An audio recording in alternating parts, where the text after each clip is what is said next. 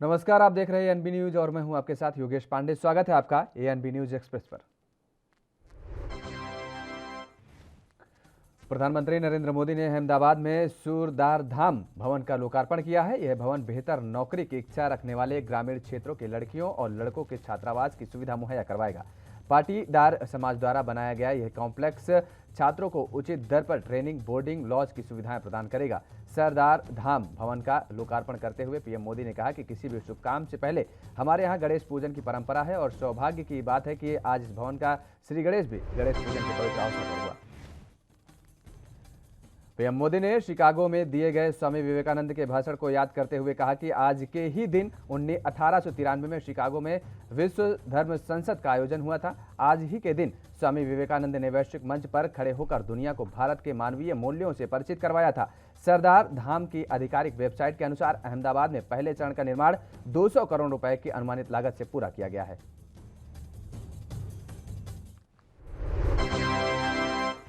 America में 20 साल पहले हुए 9/11 आतंकी हमले की बरसी का जिक्र करते हुए पीएम मोदी ने कहा कि हमें इन आतंकी घटनाओं के सबक को याद रखना होगा, तो साथ ही मानवीय मूल्यों के लिए पूरी आस्था के साथ प्रयास भी करते रहना होगा। बता दें कि आज के दिन ही 20 साल पहले अलकायदा ने अमेरिका में सबसे विभत्स आतंकी हमले को अंजाम दिया था, जिसमें तकरीबन 3000 लोगों की जान चली गई थी।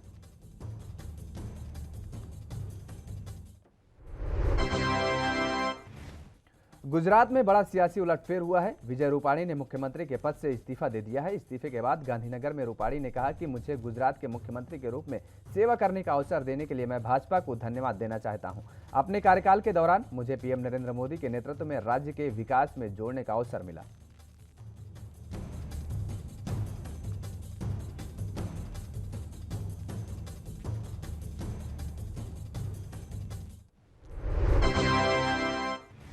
सूत्रों के अनुसार अब नए नेतृत्व के साथ बीजेपी गुजरात में अगला चुनाव लड़ने जा रही है और पिछले कुछ महीनों से आम आदमी पार्टी भी राज्य में बीजेपी की कड़ी टक्कर दे रही है। कोरोना वायरस की दूसरी लहर समेत कई मुद्दों को पार्टी ने जोर शोर से उठाते हुए रूपाणी सरकार को घेरा है, जबकि कांग्रेस ने भी पिछले गुजरात चुनाव में अच्छा प्रदर्शन किया था और इसके बाद से ही कांग्रेस कार्यकर्ता भी लगातार गुजरात में सक्रिय होकर मुद्दों को उठाते रहे हैं।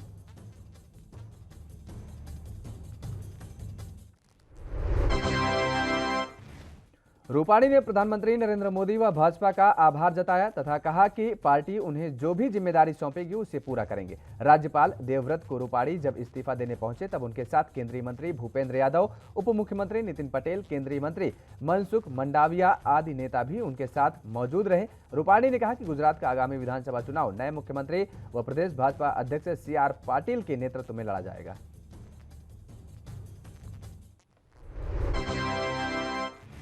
भारतीय जनता पार्टी के राष्ट्रीय अध्यक्ष JP नड्डा ने भाजपा उत्तर प्रदेश के बूथ अभियान का शुभारंभ किया। वीडियो कॉन्फ्रेंसिंग के माध्यम से बूथ विजय अभियान का शुभारंभ करने के बाद नड्डा ने भारतीय जनता पार्टी के बूथ कार्यकर्ताओं को संबोधित भी किया।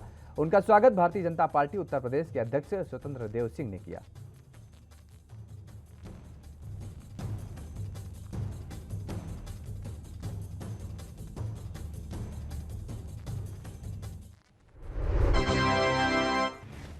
JP नड्डा ने इस दौरान बूथ के सभी कार्यकर्ताओं से कहा कि मुख्यमंत्री योगी आदित्यनाथ के नेतृत्व में उत्तर प्रदेश ने राज्य में विकास के सारे रिकॉर्ड को तोड़ा है।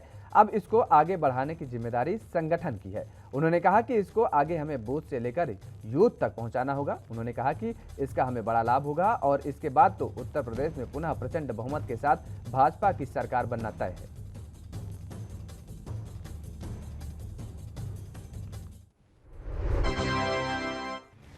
नड्डा ने कहा कि जहां तक उत्तर प्रदेश की बात है तो यहां पर मुख्यमंत्री योगी आदित्यनाथ सर्वाधिक लोकप्रिय नेता हैं। उत्तर प्रदेश में उनके मुकाबले में दूर दूर तक कोई नेता नहीं है और उनके काम को देखकर उत्तर प्रदेश की जनता काफी संतुष्ट भी है। उन्होंने हर संकट के समय में प्रदेश का बड़ा सहारा दिया है।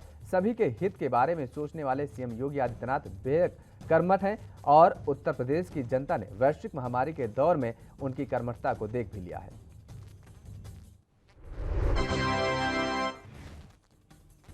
भारत और ऑस्ट्रेलिया के बीच 2+2 मंत्रिस्तरीय बैठक में भारतीय प्रतिनिधिमंडल का नेतृत्व रक्षा मंत्री राजनाथ सिंह और विदेश मंत्री एस जयशंकर ने की है। वहीं ऑस्ट्रेलिया के पक्ष का प्रतिनिधित्व पायने और ऑस्ट्रेलिया के रक्षा मंत्री पीटर डटन ने की थी। बता दें कि पिछले कुछ सालों में दोनों देशों के बीच रिश्तों में काफी नजदीकी आई है।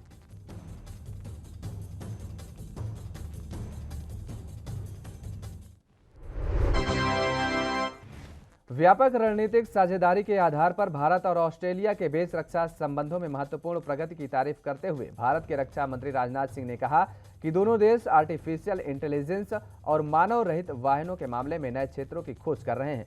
दिल्ली में चली भारत ऑस्ट्रेलिया 2+2 मंत्री स्तरीय वार्ता में राजनाथ सिंह ने कहा कि प्रधानमंत्री नरेंद्र मोदी और उनके ऑस्ट्रेलियाई समकक्ष स्कॉट मॉरिसन के बीच जून 2020 में वर्चुअल लीडर के शिखर वार्ता के दौरान हम व्यापक रणनीतिक साझेदारी पर पहुंचे।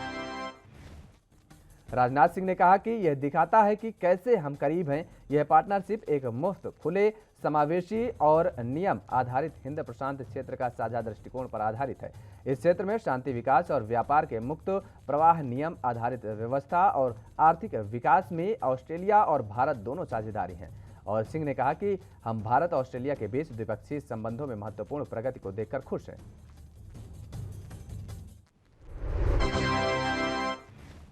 राष्ट्रपति ने आज प्रयागराज में उत्तर प्रदेश राष्ट्रीय विधि विश्वविद्यालय और इलाहाबाद उच्च न्यायालय के नए भवन परिसर का शिलान्यास समारोह को संबोधित करते हुए कहा कि राष्ट्रपति रामनाथ कोविंद ने कहा कि केंद्र और राज्य सरकारें देश में न्यायिक व्यवस्था की बेहतरी के लिए न्यायपालिका के साथ मिलकर काम कर रही हैं। और समारोह में प्रधान न्यायाधीश NV रमना, कई वरिष्ठ न्यायाधीश, केंद्रीय कानून मंत्री किरेन रिजिजू, राज्यपाल आनंदीबेन पटेल और मुख्यमंत्री योगी आदित्यनाथ भी मौजूद रहे। इस अवसर पर आयोजित समारोह को संबोधित करते हुए राष्ट्रपति ने कहा कि देश की न्यायपालिका में लोगों का अटूट विश्वास है। इसके बावजूद लोग अदालतों में जाने से हिचकिचाते हैं। यह स्थिति बदलनी चाहिए और यह तभी संभव होगा जब सभी हितग्राही संवेदनशील होकर मिलजुल कर कार्य करेंगे।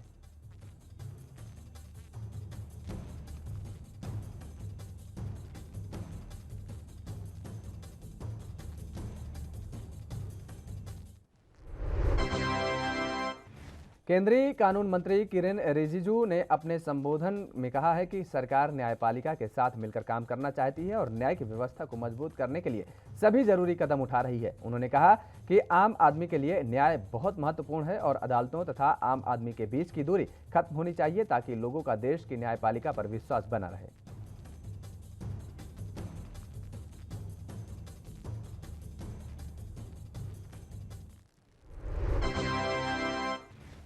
मुख्यमंत्री योगी आदित्यनाथ ने इस अवसर पर कहा कि आज का युग डिजिटल युग है और हमने कोरोना काल में इसके महत्व को समझ भी लिया है। उन्होंने कहा कि सरकार इलाहाबाद उच्च न्यायालय में सिस्टम के डिजिटलीकरण और बुनियादी ढांचे के विकास के लिए धन उपलब्ध करा रही है। उनका कहना था कि इलाहाबाद उच्च न्यायालय एशिया का सबसे बड़ा उच्च न्यायालय है।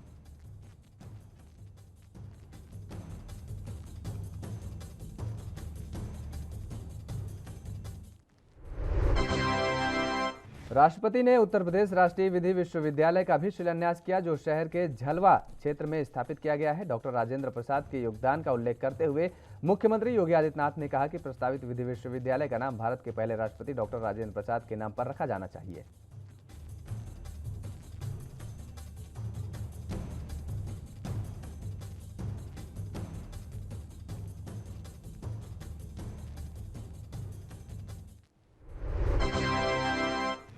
दिल्ली में आम आदमी पार्टी के राष्ट्रीय परिषद की ऑनलाइन बैठक हुई। बैठक को संबोधित करते हुए मुख्यमंत्री अरविंद केजरीवाल ने कहा कि पिछले 1.5 साल से दुनिया कोरोना महामारी से जूझ रही है। दिल्ली सरकार ने भी इसे रोकने के लिए बेहतर प्रयास किए हैं। दिल्ली सरकार और आम आदमी पार्टी ने इस दौरान जन कल्याण के लिए बहुत काम किए हैं। इसके लिए दिल्ली सरकार की चारों ओर सराहना हो रही है।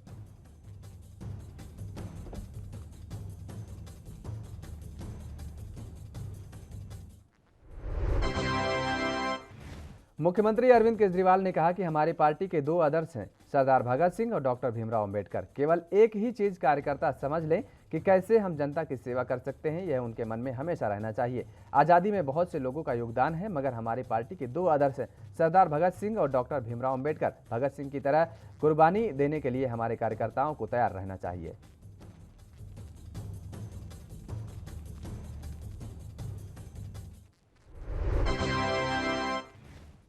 मध्य प्रदेश के उज्जैन का महाकाल मंदिर 17 महीने बाद भस्म आरती में जयकारों के साथ गूंजा। शनिवार को भस्म आरती में 696 भक्त शामिल हुए। प्रशासन ने आज से भस्म आरती में श्रद्धालुओं को प्रवेश की अनुमति दे दी है। अब भक्त परिसर में तो प्रवेश कर सकते हैं, लेकिन नंदी हॉल में नहीं जा सकते हैं। सुबह 4 बजे मंदिर के पट खुलने के साथ ही लोगों को प्रवेश दे दिया गया।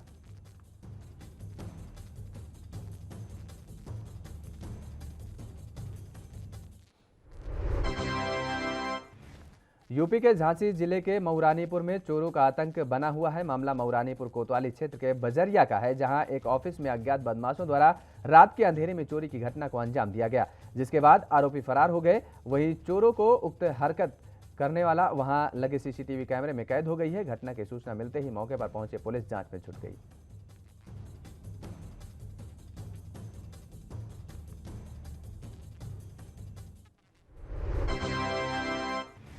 उत्तर प्रदेश विधानसभा चुनाव के नजदीक आने के साथ ही विभिन्न दलों में सरगर्मियां भी तेज हो गई हैं। कांग्रेस भी विधानसभा चुनाव में कोई कोर कसर नहीं छोड़ना चाहती है। कांग्रेस महासचिव प्रियंका गांधी उत्तर प्रदेश में काफी समय से सक्रिय हैं। प्रियंका गांधी ने शुक्रवार को उत्तर प्रदेश कांग्रेस कमेटी कार्यालय में प्रदेश चुनाव समिति की बैठक में हिस्सा लिया था और नेताओं की राय जानी थी। वहीं बता दें कि प्रियंका गांधी 5 दिवसीय उत्तर प्रदेश के दौरे पर हैं।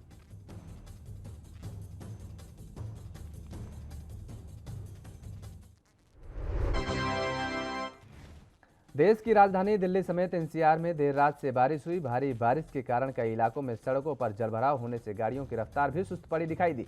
वहीं एयरपोर्ट के रनवे पर भी समंदर जैसा सैलाब दिखाई दिया। दिल्ली को जखीरा अंडरपास में 10 फीट तक पानी भरने के कारण आवाजाही प्रभावित रही और इस बीच मौसम विभाग ने वीकेंड पर दिल्ली में मध्यम से भारी बारिश का अनुमान जताया है।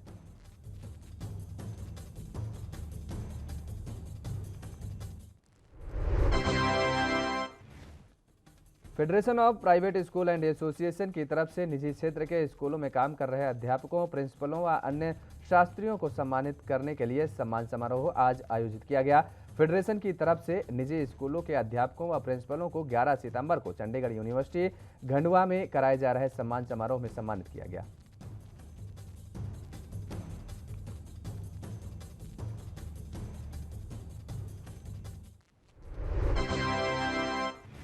करनाल में किसानों और सरकार के बीच गतिरोध खत्म हो गया है। दोनों पक्षों में मिलाकर समाधान निकल आया है और हरियाणा के करनाल में स्थानीय प्रशासन और किसान नेताओं की संयुक्त प्रेस वार्ता में अतिरिक्त मुख्य सचिव देवेंद्र सिंह ने बताया कि पूर्व एसडीएम आयुष सिन्हा इस दौरान छुट्टी पर रहेंगे। हरियाणा सरकार मृतक किसान सतीश काजल के 2 परिवार वालों को करनाल जिले में डीसी रेट पर सेंसक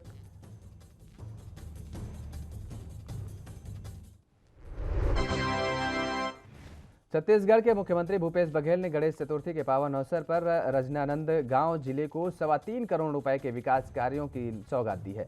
उन्होंने मुख्यमंत्री निवास कार्यालय में आयोजित वर्चुअल कार्यक्रम के माध्यम से मां बमलेश्वरी के पावन नगरे डोंगरगढ़ में 2.5 करोड़ रुपए की लागत से बनने वाले सामुदायिक स्वास्थ्य केंद्र के नवीन भवन के निर्माण कार्य का भूमि पूजन किया। मुख्यमंत्री ने इस मौके पर रजनानंद गांव जिले के ग्राम मानपुर एवं मुढ़ीपार में सहकारी बैंक की शाखा भवन के निर्माण कार्य का शिलान्यास भी किया। छत्तीसगढ़ में 8 लाख के इनामी खूंखार नक्सली सोढ़ी मोया ने आत्मसमर्पण कर दिया है। केरला पाल एरिया कमेटी के सचिव सोढ़ी पर 29 से ज्यादा जवानों की हत्या का आरोप है और प्रदेश सरकार की पूना नरकोम अभियान से प्रेरित होकर उसने सीआरपीएफ के डीआईजी योगान सिंह और एसपी सुनील शर्मा की मौजूदगी में आत्मसमर्पण किया है। सोढ़ी मोया के खिलाफ सुकमा जिले के अलग अलग थानों में 20 से ज्यादा मामले दर्ज हैं।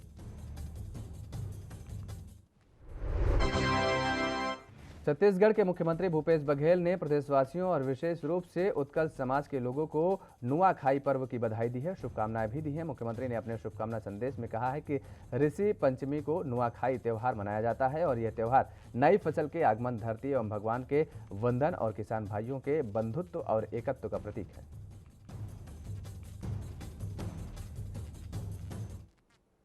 फिलहाल रुकते हैं एक छोटे से ब्रेक के लिए। ब्रेक के बाद फौरन हाजिर होते हैं।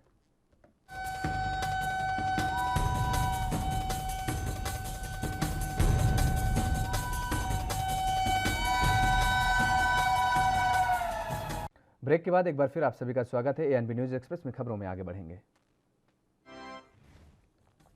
मुख्यमंत्री भूपेश बघेल से मेरी चिड़िया नामक हिंदी फीचर फिल्म के निर्माण यूनिट के सदस्यों ने छत्तीसगढ़ हाउसिंग बोर्ड के अध्यक्ष कुलदीप जुनेजा के नेतृत्व में मुलाकात की। फिल्म का निर्माण छत्तीसगढ़ रामा पीर स्टूडियो और फोक फीचर फिल्म के बैनर तले किया जा रहा है। सीएम बघेल ने इस अवसर पर फिल्म निर्माण इकाई के आग्रह पर मेरी चिड़िया फिल्म के लिए मुहूर्त शॉट दिया।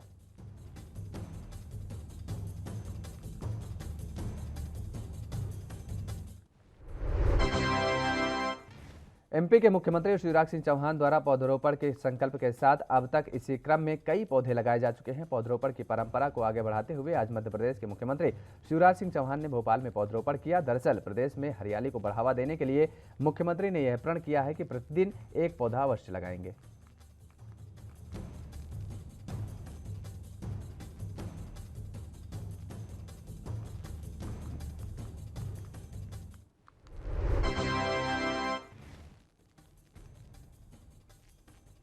तो वहीं मध्य प्रदेश में माफियाओं पर अब शिकंजा कसने के लिए, नकेल कसने के लिए सरकार उत्तर प्रदेश की तर्ज पर गैंगस्टर एक्ट लाने जा रही है। दरअसल आपको बता दें कि सरकार का मानना है कि यूपी में गुंडा नियंत्रण अधिनियम लागू होने के बाद से अपराधियों पर लगाम लगी है और इसलिए एमपी में भी गैंगस्टर एक्ट लाकर संगठित अपराधियों पर त्वरित कार्रवाई की जाएगी, जिससे प्रदेश में अपराध के ग्राफ को कंट्रोल किया जा सकेगा।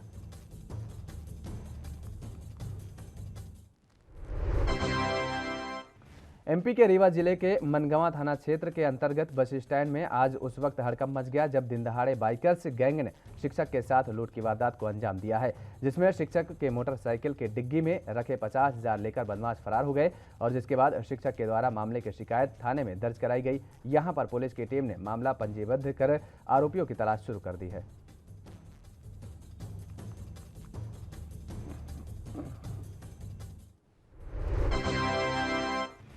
शिवपुरी के पर्यटक स्थल भदैया कुंड पर वन विभाग के कर्मचारियों की अफसरशाही देखने को मिली है, जहां पूजा में इस्तेमाल होने वाले आरा झाड़ के पौधे तोड़ने गए 4 लोगों सहित एक बच्चे को महिला रेंजर ने गिरफ्तार कर लिया है। इतना नहीं, उन्होंने वन विभाग के लॉकअप में 3 घंटे के लिए बंद भी कर दिया।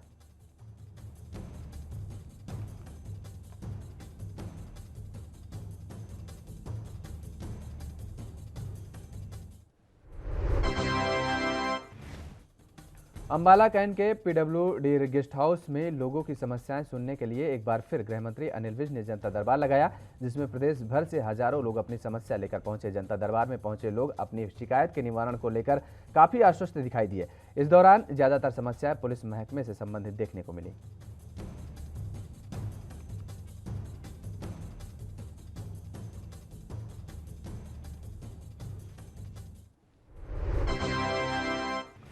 अमेरिका में 11 सितंबर 2001 को हुए आतंकवादी हमले को आज 20 साल पूरे हो गए हैं और जिस पर हरियाणा के गृह मंत्री अनिल विज ने ट्वीट कर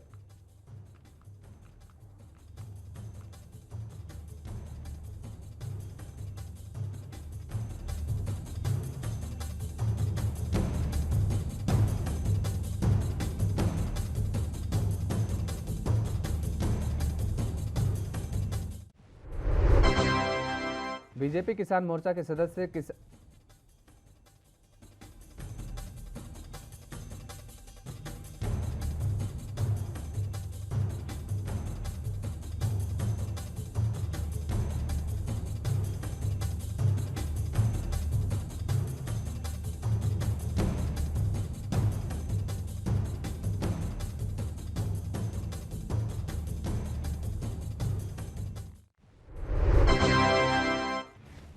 हरियाणा के जींद में 25 सितंबर को होने वाले सम्मान दिवस रैली के निमंत्रण को लेकर इनेलो सुप्रीमो ओम प्रकाश चौटाला रोहतक पहुंचे। यहां उन्होंने कार्यकर्ता सम्मेलन को संबोधित किया और प्रदेश सरकार की पर जमकर जुबानी तीर भी चलाए। वहीं चौटाला लगातार अपने कार्यकर्ताओं में जोश भरने का काम कर रहे हैं।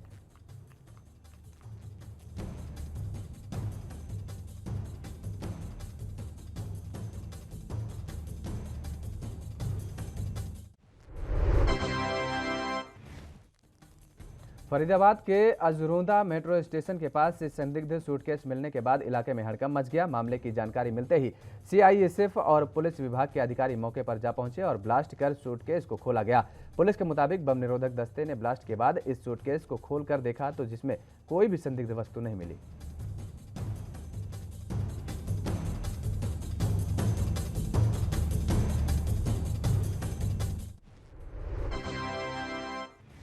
तेलुगु फिल्मों के पॉपुलर एक्टर साई धर्म तेज शुक्रवार रात एक गंभीर सड़क हादसे के शिकार हो गए हैं। साई धर्म तेज राई दुर्गम केबल ब्रिज से गुजर रहे थे। अचानक उनकी बाइक का संतुलन बिगड़ गया और साई धर्म तेज सड़क पर फिसल कर गिर गए। बेहोशी की हालत में उन्हें मेडिकावेर अस्पताल में भर्ती कराया गया, जहां उनके बाद उन्हें जुबली हिल स्थित अपोलो अस्पताल में भी शिफ्ट कर दिया गया है, जहां उनकी हालत खतरे से बाहर है।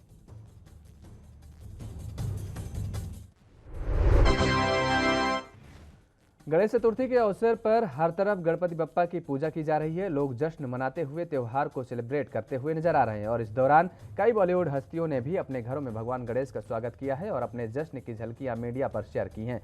ऐसे में फेमस एक्टर गोविंदा ने भी अपने घर पर गणेश चतुर्थी का जश्न मनाया।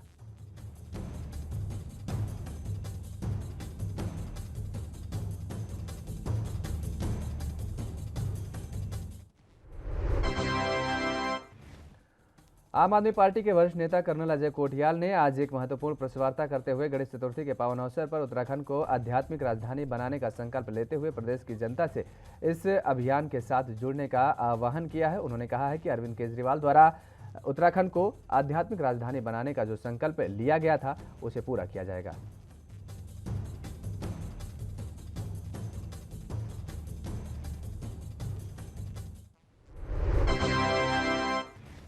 उत्तराखंड के जिला बागेश्वर में बेरोजगार युवाओं को स्वरोजगार से जोड़ने के लिए जिला प्रशासन की ओर से स्वरोजगार से जुड़े विभागों एवं बैंकर्स के संयुक्त तत्वावधान में विकास भवन सभागार में स्वरोजगार ऋण वितरण शिविर का आयोजन किया गया, जिसमें मुख्य अतिथि कैबिनेट मंत्री रेखा आर्या मौजूद रहीं।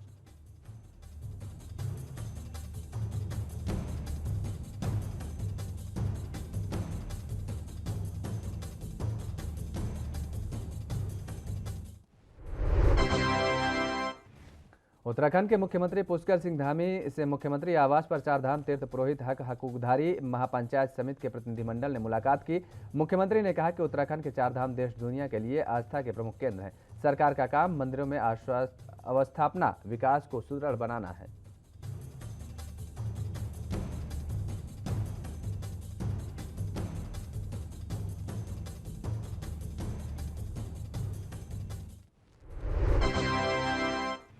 सीएम धामी ने कहा कि चारधाम यात्रा जल्द शुरू हो सके, इसके लिए राज्य सरकार द्वारा लगातार प्रयास किए जा रहे हैं। साथ ही कहा कि चारधाम से जुड़े लोगों के हकूकधारी को किसी से भी प्रकार के प्रभावित नहीं होने दिया जाएगा। देवस्थानम बोर्ड के लिए बनाई गई उच्च स्तरीय समिति द्वारा चारधाम से जुड़े तीर्थ पुरोहितों की बात सुनकर सरकार के समक्ष अपनी रिपोर्ट प्रस्तुत करेगी। मुख्यमंत्री ने कहा कि राज्य हित में जो भी होगा वह कार्य किया जाएगा।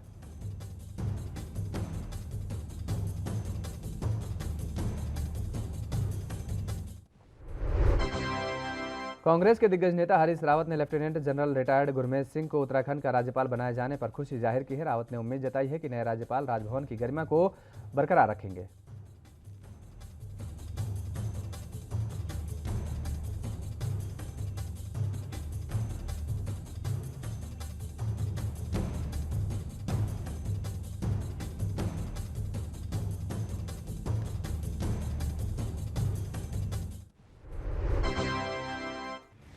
हल्द्वानी के मानपुर पश्चिम इलाके में बिजली के पोल को लगाने को लेकर अधिकारियों और स्थानीय लोगों में विवाद पैदा हो गया। बिजली को अब पोल शिफ्ट करने को लेकर मानपुर पश्चिम इलाके के विद्युत आपूर्ति देर शाम के रोक दी गई थी और जिसके बाद बिजली विभाग के अधिकारियों के खिलाफ स्थानीय लोग धरने पर बैठ गए थे और उन्होंने कैबिनेट मंत्री बंशीधर भगत को भी मौके पर बुला लिया।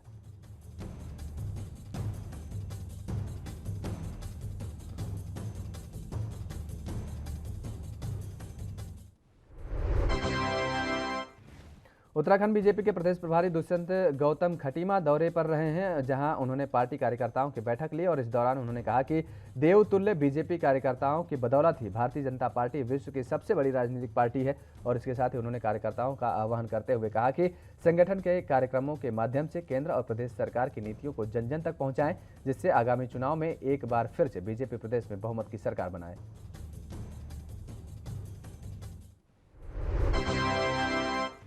उत्तराखंड के मुख्यमंत्री पुष्कर सिंह धामी शनिवार को टिहरी में रहे, जहां नई टिहरी स्थित कोटी कॉलोनी पहुंचे और इसके बाद मुख्यमंत्री ने टिहरी झील में बोटिंग की और झील क्षेत्र में चल रहे विकास कार्यों का निरीक्षण भी किया। जानकारी के मुताबिक अपराह्न 1 बजे नई टिहरी पहुंचकर मुख्यमंत्री ने विभिन्न विकास कार्यों का लोकार्पण व शिलान्यास भी किया।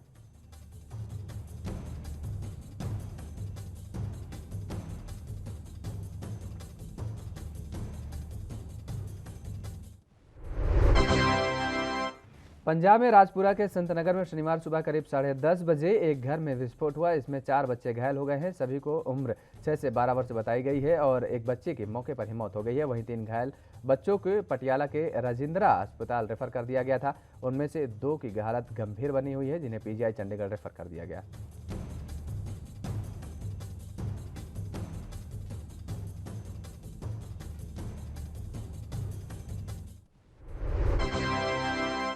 पंजाब में श्री आनंदपुर साहिब के किसानों ने बूंगा साहिब में चंडीगढ़ ऊना मनाली हाईवे को जाम कर दिया। दरअसल किसान अपने मक्के की फसल के मुआवजे की मांग को लेकर प्रदर्शन कर रहे हैं। किसानों का कहना है कि उनके मक्के की फसल आर्मीवर्म कीड़े के वोर से पूरी तरह तबाह कर दी गई है। प्रशासन उनके फसल की गिरदावरी करवाएं और उन्हें मुआवजा दिया जाए। एएनबी न्यूज़ एक्सप्रेस में फिलहाल मेरे साथ इतना ही। देश और दुनिया की तमाम खबरों के लिए आप बने रहिए एएनबी न्यूज़ के साथ।